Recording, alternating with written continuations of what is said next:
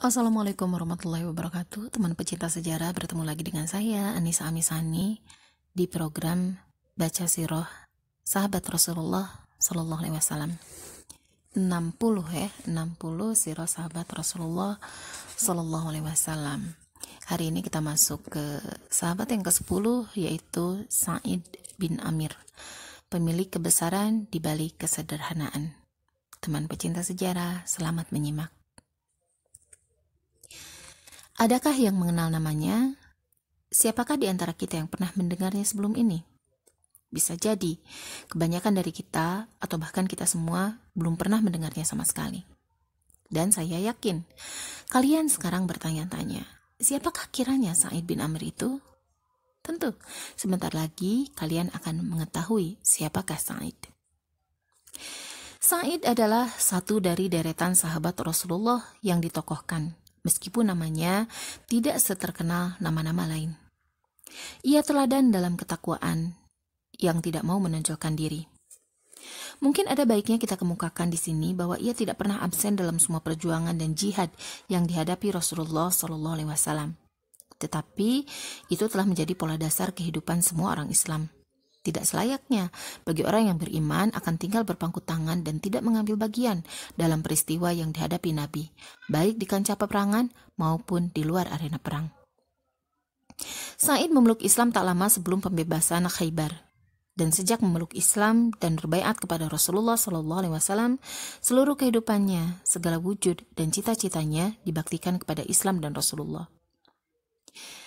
Ketaatan, kezuhudan, kesolehan, keluhuran, ketinggian, dan semua sifat baik ada pada manusia suci dan baik ini. Dialah saudara tua kita.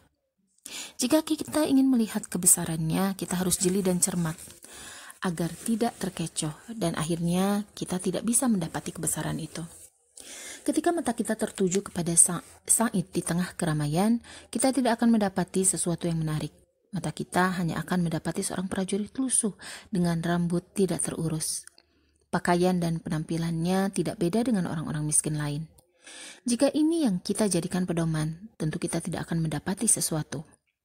Kebesaran laki-laki ini lebih sejati dibandingkan hanya berupa penampilan luar dan kemewahan. Ia jauh tersembunyi di sana, di balik kesederhanaan dan kesahajaannya. Apakah kalian tahu mutiara yang terpendam di perut kerang? Nah, keadaannya mirip seperti itu. Ketika Khalifah Umar bin Khattab memecat Muawiyah dari jabatannya sebagai gubernur di wilayah Syam, ia mencari-cari penggantinya. Metode pencarian yang digunakan Khalifah Umar sangat hati-hati, karena ia yakin bahwa apapun kesalahan yang dilakukan oleh pemimpin daerah mereka, orang yang pertama kali dimintai pertanggungjawaban oleh Allah adalah pemimpin tertinggi, yaitu dirinya sendiri. Setelah itu, pemimpin daerah. Standar penilaian pun dibuat sesempurna dan secermat mungkin. Syam saat itu adalah wilayah yang sudah maju dan cukup luas. Sementara itu, kehidupan di sana sebelum datangnya Islam mengikuti peradaban yang silih berganti. Selain itu, Syam merupakan pusat perdagangan yang penting dan tempat yang tepat untuk bersenang-senang. Syam wilayah yang penuh godaan. Karena itu, yang cocok menjadi gubernur Syam adalah orang suci yang ditakuti oleh setan apapun. Orang suci yang zuhud, ahli ibadah, taat pada agama, dan senantiasa mendekatkan diri kepada Allah. Tiba-tiba Umar berseru, "Aku sudah menemukannya. Panggillah Sa'ad bin Amir." Kemudian, Sa'id menghadap ke Khalifah dan ditawari untuk menjadi gubernur Syam yang berpusat di Hims. Tetapi Sa'id menolak. "Jangan hadapkan aku dengan ujian berat, wahai Khalifah." Dengan nada keras Umar menjawab, "Demi Allah, kau tidak boleh menolak. Kalian sudah meletakkan amanah dan tanggung jawab pemerintahan kepadaku. Lalu setelah itu kalian meninggalkanku sendiri?" Sa'id pun menerima tanggung jawab itu, dan memang ucapan Khalifah Umar itu layak mendapatkan hasil yang diharapkan. Sungguh tidak adil bila mereka membebankan tanggung jawab kepada Khalifah, lalu mereka meninggalkannya, mengurus pemerintahan sendirian. Jika orang-orang seperti Sa'id bin Amir menolak untuk memikul tanggung jawab, Lantas di mana Khalifah Umar akan mendapat orang yang bisa membantunya memikul tanggung jawab yang berat ini? Maka berangkatlah Sa'id ke Hims dengan ditemani istrinya. Keduanya masih pengantin baru. Semenjak kecil istrinya adalah wanita yang amat cantik. Umar membekali mereka dengan harta yang cukup.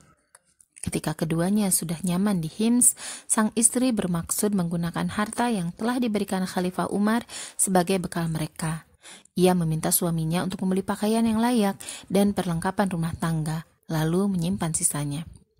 Sa'id berkata, "Maukah kamu aku tunjukkan yang lebih baik dari rencanamu itu? Kita sekarang berada di suatu negeri yang amat pesat perdagangannya. Pasarnya sangat ramai.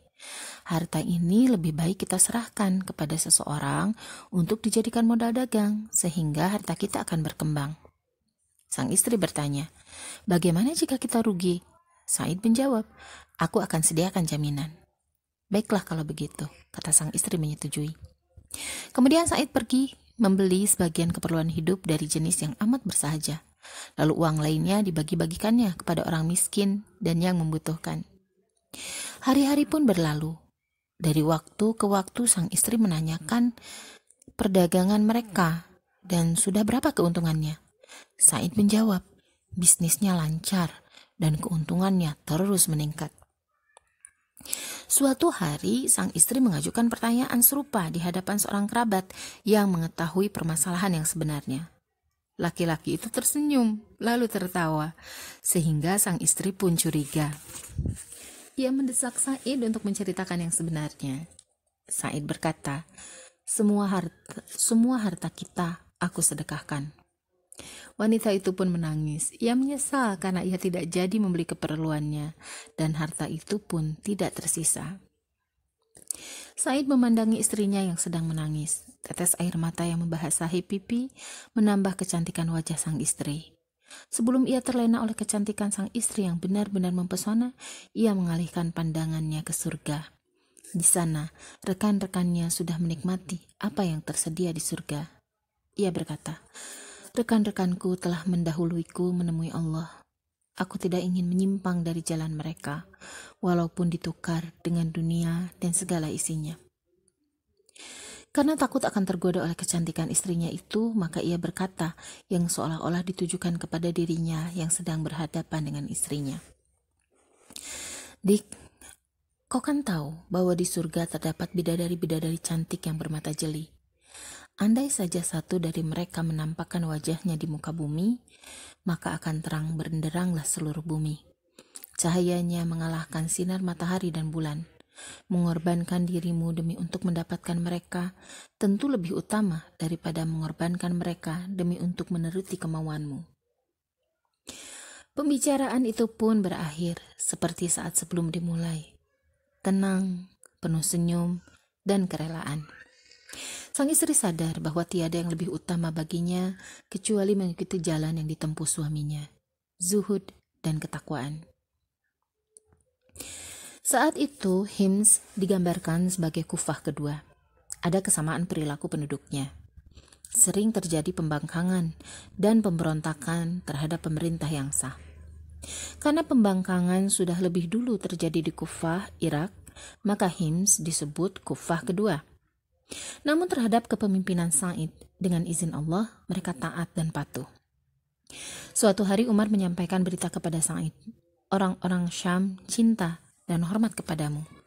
Sa'id menjawab, "Bisa jadi karena aku suka membantu keperluan mereka." Meskipun demikian, adanya keluhan dari masyarakat tidak bisa dihindari. Paling tidak sebagai bukti bahwa Hims masih tetap menjadi saingan berat bagi kota Kufah. Suatu hari sang Khalifah Umar berkunjung ke Hims. Ia bertanya kepada penduduk Hims yang sedang berkumpul, "Bagaimana pendapat kalian tentang Sa'id?" Beberapa orang mengemukakan beberapa keluhan. Rupanya, keluhan itu berbalik menjadi sisi positif Sa'id. Ada sisi keagungan yang terungkap. Sungguh ajaib. Khalifah Umar meminta mereka mengemukakan keluhan mereka satu demi satu. Maka, atas nama kelompok tersebut, seorang laki-laki tampil berbicara. "Kami mengeluhkan 4 perkara. Pertama, Ia baru keluar menemui rakyatnya setelah hari sudah siang. Kedua, ia tidak melayani seorang pun di malam hari. Ketiga, setiap bulan ada 2 hari di mana ia tidak melayani rakyatnya. Dan kami tidak melihatnya sama sekali. Dan ada satu lagi yang sebetulnya bukan kesalahannya, tapi mengganggu kami. Yaitu sewaktu-waktu ia jatuh pingsan. Lalu laki-laki itu duduk. Khalifah Umar menunduk sebentar dan berbisik memohon kepada Allah. Ya Allah, aku tahu bahwa ia adalah hamba-Mu yang terbaik, maka jangan Engkau belokkan firasatku ini. Lalu Sa'id dipersilahkan untuk membela dirinya. Ia berkata, mengenai keluhan mereka bahwa aku tidak keluar menemui mereka kecuali hari sudah siang, demi Allah, sesungguhnya aku tidak ingin menyebutkannya. Kami tidak punya pembantu, maka akulah yang membuat roti. Dari mengaduk tepung hingga roti itu siap dimakan. Setelah itu aku berwudu dan sholat duha. Setelah itu aku keluar menemui mereka. Wajah Umar berseri-seri dan ia mengucapkan Alhamdulillah. Lalu yang kedua, Said melanjutkan pembicaraannya. Adapun keluhan mereka bahwa aku tidak melayani mereka di malam hari, maka demi Allah, aku benci menyebutkan sebabnya. Aku telah menyediakan siang hari untuk mereka, sedangkan malam hari untuk Allah. Mengenai keluhan mereka bahwa 2 hari setiap bulan di mana aku tidak menemui mereka, sebabnya adalah aku tidak mempunyai pembantu yang mencucikan pakaianku. Dan pakaianku tidak banyak, aku tidak bisa berganti pakaian dengan leluasa. Aku mencucinya lalu menunggu sampai kering, hingga baru bisa keluar menemui mereka di sore hari. Tentang keluhan mereka bahwa aku sering jatuh pingsan, sebabnya adalah ketika di Mekah dulu, aku melihat langsung bagaimana Khubaib al-Ansari tewas. Tubuhnya disayat-sayat. Orang-orang kafir Quraisy itu bertanya, maukah engkau jika Muhammad menggantikanmu dan kamu bebas? Khubaib menjawab, demi Allah, aku tidak ingin berada di rumah bersama anak dan istriku, menikmati kesehatan dan kelezatan hidup, sementara Rasulullah terkena musibah, walau hanya tertusuk duri. Saat itu aku masih kafir. Aku menyaksikan dengan mata kepala, dan aku tidak bergerak sedikit pun untuk menolong Khubaib. Karena itu, aku sangat takut akan siksa Allah kelak, hingga aku jatuh pingsan. Selesai sudah pembelaan Said. Kedua pipinya basah oleh air mata. Khalifah Umar tidak bisa menahan rasa harunya. Ia berseru dengan gembira. Alhamdulillah, firasatku tidak meleset. Lalu ia merangkul Said dan mencium keningnya yang bercahaya. Petunjuk macam apakah yang telah diperoleh manusia seperti ini? Guru besar jenis siapakah? Rasulullah SAW itu. Cahaya apakah Al-Quran itu? Sekolah model apakah Islam itu? Tetapi, mampukah bumi memikul jumlah yang cukup banyak dari tokoh-tokoh seperti ini? Jika mampu, tentu sudah bukan bumi lagi, tetapi akan berubah menjadi surga Firdaus. Ya, surga Firdaus yang dijanjikan itu. Dan karena Firdaus itu belum tiba waktunya, maka orang-orang yang lewat di muka bumi ini, yang semodel dengan tokoh kita ini, sangatlah sedikit. Dan Sa'id bin Amir adalah satu dari mereka. Sebagai gubernur, tentu gaji yang diterima juga banyak. Akan tetapi, yang diambilnya hanyalah sekedar keperluan diri dan istrinya. Selebihnya dibagikan kepada orang miskin. Suatu ketika ada yang memberi nasihat, berikanlah kelebihan harta ini untuk keperluan keluargamu dan keluarga istrimu. Sa'id menjawab, mengapa keluargaku dan keluarga istriku? Demi Allah, aku tidak akan melepas keriduan Allah hanya demi mementingkan kerabatku. Seringkali orang menasehati, berikan jatah belanja yang cukup untuk dirimu dan keluargamu. Nikmatilah hidup ini. Tetapi ia selalu menjawab dengan ucapan berikut. Aku tidak ingin tertinggal oleh rombongan pertama. Aku pernah mendengar Rasulullah SAW bersabda, Allah Azza wa Jalla akan menghimpun manusia untuk dihadapkan ke pengadilan. Maka orang-orang miskin dari orang-orang mukmin berdesak-desakan maju ke depan, tak ubahnya bagai kawanan burung merpati. Lalu ada yang berseru kepada mereka, berhentilah kalian untuk menghadapi perhitungan. Mereka menjawab, kami tidak mempunyai apa-apa untuk dihisap. Maka Allah berfirman, hamba-hambaku ini benar. Mereka masuk ke surga sebelum orang-orang lain masuk. Dan pada tahun 20 Hijriah, Said menghadap Tuhannya dengan lembaran yang paling bersih, dengan hati yang paling suci, dan dengan kehidupan yang paling cemerlang. Telah lama rindunya terpendam untuk menyusul rombongan pertama. Hidupnya telah dicurahkan untuk menjaga janjinya dan mengikuti langkah mereka. Sungguh, ia sangat merindukan berkumpul kembali dengan Rasulullah, gurunya, dan rekan-rekannya. Semuanya berkumpul dengan membawa lembaran suci. Hari ini, ia akan menemui mereka dengan hati tenang, jiwa yang tentram, dan beban yang ringan. Tiada seorang pun kekayaan dunia yang membebani punggungnya. Ia hanya membawa kesolehan, kezuhudan, ketakwaan, dan akhlak mulia. Ia hanya membawa keutamaan-keutamaan yang memberatkan timbangan kebaikan dan tidak memberatkan punggungnya. Ia membawa keistimewaan yang menggoncangkan dunia dan sama sekali tidak tertipu. Salam sejahtera untukmu, Said bin Amir.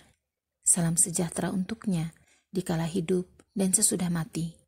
Salam sejahtera dan beribu salam sejahtera untuk perjalanan hidupnya yang harum. Salam sejahtera untuk generasi terbaik, generasi pendamping Rasulullah. Radhiyallahu anhu, Said bin Amir.